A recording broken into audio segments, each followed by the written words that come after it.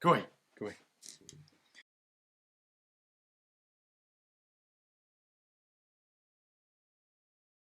Today, I'm talking to you about one of my most important pieces of kit. It's one of these, that's a thermometer.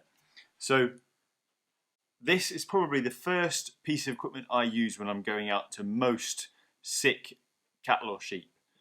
Body temperature is a vital piece of information when we're trying to determine what is making an animal sick. You can normally pick one up for 20 quid or less. You can go to your vet, you could go to an agricultural merchant, you could go online.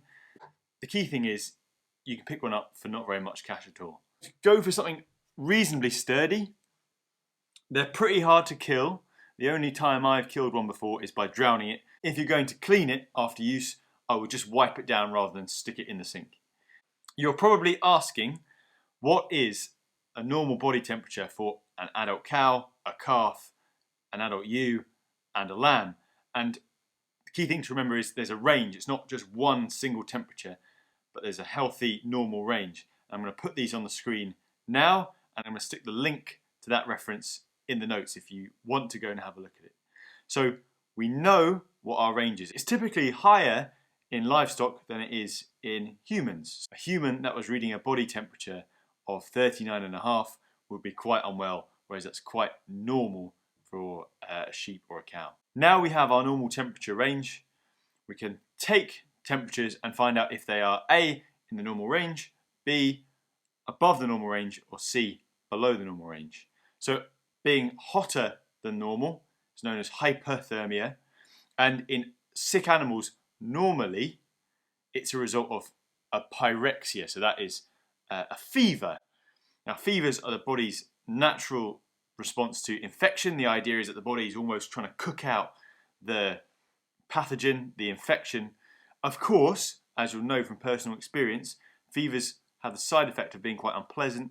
They sit you still, you don't want to eat, you don't want to drink, you just want to sort of wallow. And the same goes for cattle and sheep. So if we take the temperature of an animal and it's high, it's looking under the weather, you know, like a sick human would, then we know that animal is probably feeling the effect of an infection.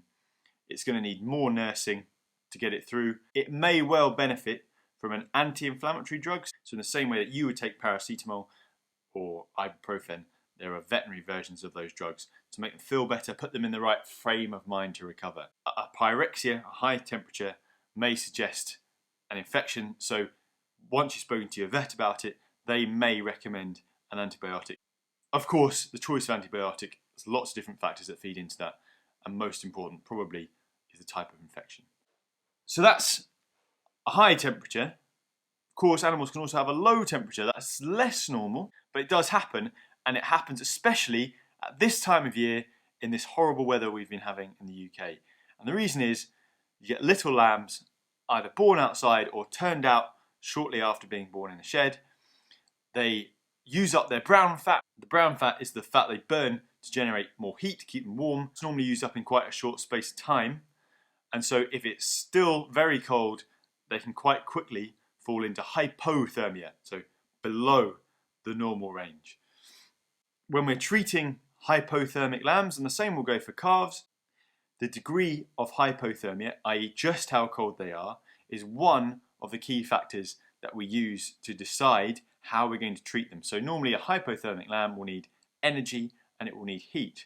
Now the order of those depends on, again, the degree of hypothermia and also the age of lamb.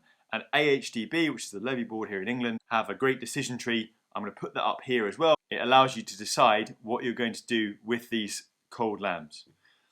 It might, even adult animals, when they're under a lot of stress, can get cold. It's pretty uncommon for adult livestock to get hypothermic, and when they are, they're normally very sick.